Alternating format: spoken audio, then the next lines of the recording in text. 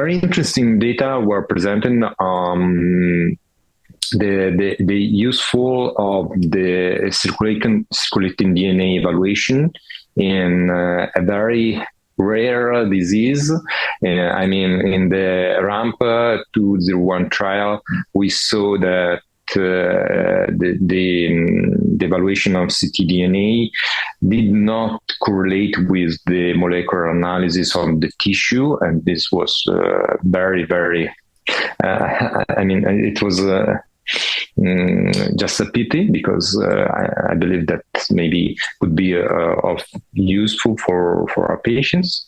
And also there was presented some interesting data on the ADCs, mainly mirvetuximab, with the increased risk of